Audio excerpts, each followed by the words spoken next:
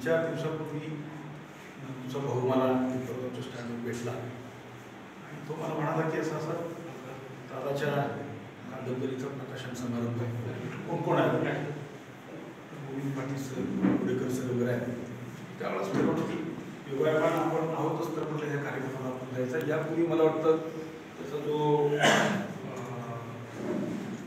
पहिला कथासंग्रह जो होता त्या कथासंग्रहाच्या प्रकाशन समारंभाला आपणच होतो.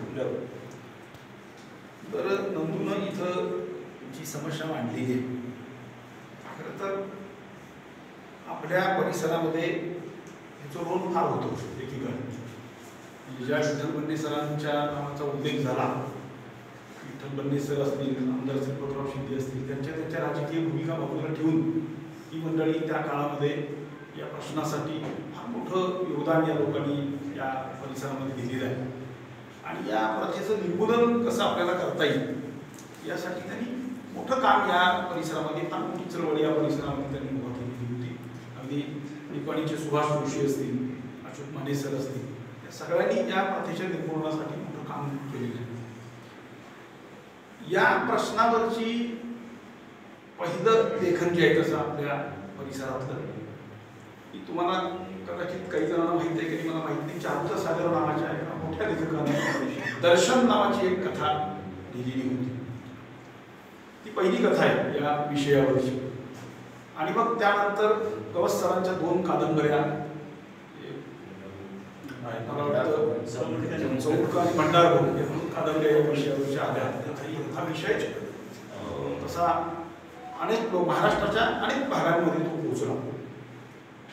त्याच्या आधी बाबू बोरकरांची भावीन कादंबरी आली होती. सुभाष बोंडेंची, मला वाटतं सुभाष बोंडेंची अभोगी का अशी काहीतरी का अभावी अशी कादंबरी आहे. महानंदा दळवींची. असा हा विषय अनेक अर्थांनी मराठी साहित्यामध्ये स्पर्शीला गेलेला आहे. नंदूनं या विषयावर ही कादंबरीची मांडणी, काही कादंबरी वाचलेली नाही, नुसती चालली आहे कादंबरी. मग ज्यावेळा त्याच्या शीर्षकाच्या संदर्भात तो मला बोलला त्यावेळेला या शीर्षकाला मी त्याला म्हणत होतो की हे शीर्षक तू ठेवू नको. त्याचं कारण असं आहे की भंडारभोग नावाची एक कादंबरी आधी आलेली आहे. त्या कादंबरीची बऱ्यापैकी चर्चा मराठीच्या साहित्य विश्वामध्ये झालेली आहे. आणि तेच शीर्षक जर आपण थोडंसं इकडे तिकडे बदलून जर ठेवलं तर कदाचित पुस्तक दुर्लक्षित राहण्याचा मोठा धोका असतो. आणि तो धोका या नव्या लेखकाच्या वाट्याला येऊ नये म्हणून मी त्याला बजावून सुचवलं होतं. त्याला ही गोष्ट सांगितली होती की मगाशी त्याला त्याच्या भाषणामध्ये तो संदर्भ सांगितला किंवा प्रत्यक्ष ज्यावेळेला तो जो विधी असतो त्या विधीला काय म्हणतात ते शोधून काढानी ते शीर्षक त्या कादंबरीला देता आलं तर मग, किंवा आणखी काही एकूण त्या विधीशी संबंधित अशा प्रकारचा काही जर शब्द सापडला तर तो शब्द तू या कादंबरीला शीर्षकासाठी वापरावा असं मी त्याला सुचवलं होतं. पण ते काही त्याच्याकडनं घडलं नाही. दुसरी आणि एक गोष्ट ही कादंबरी चालताना मला सुचली की या कादंबरीची जी नायिका आहे ती सुरी आहे आणि चौंडकरची कादंबरीची नायिका सुद्धा सुनीच आहे. मला वाटतं हे आपण या प्रभावातून बाहेर पडायला पाहिजे. इथून पुढच्या काळामध्ये जे लिहिशील त्यावेळेला हे ओलांडून आपलं जे आधीच आहे ते ओलांडून आपल्याला पुढे जाता आलं पाहिजे. किंवा आधीच्या लेखकांनी, आधीच्या आपल्या पूर्वसुरींनी जे काही मांडून ठेवलेलं आहे ते ओलांडून जेवढे आपण पुढे जाऊन नवं काही मांडू तेवढा वाचक आपल्याला स्वीकारतो. मला वाटतं तुला अजून खूप काळ आहे लिहिता येण्यासारखा, अनेक विषय तुझ्या डोक्यात असतील. मला मुद्दाम तुला हे सांगावंसं वाटतं या निमित्तानं की आपलं लिहिलेलं सुद्धा जे असेल ते ओलांडून पुढच्या याच्यात आपल्याला पुढे जाता आलं पाहिजे. मी या कादंबरीचं मनापासून स्वागत करतो. मी काही वाचलेलं नाही आहे, पण काही गोष्टी ज्या मला इथं किरकोळ हे करताना जाणवल्या, आपण जे लिहितो या कादंबरीच्या मनोगतामध्ये त्यांना डॉक्टर दाभोळकरांच्या नावाचा उल्लेख केलेला मला ते फार भारी वाटतं. या अशा प्रकारच्या प्रश्नांसाठी या माणसानं आपल्या प्राणाचं बलिदान दिलेलं आहे. पण दुसरी एक गोष्ट मला जाणवली की आता ते कुठल्या संदर्भानं कसं आलंय मला माहित नाही. या कादंबरीच्या 178 पानावरती एक देव मामा सारं विसरून आपल्या विवेक बुद्धीनं समाज प्रबोधनाचं कार्य करतच राहिला अशा प्रकारचं एक वाक्य येतं. मुळात या कादंबरीतला देव मामाचा अंधश्रद्धेचा बळी आहे. आणि मग अशी काही कॉन्ट्रावर्सी आपल्या लेखनात निर्माण होईल.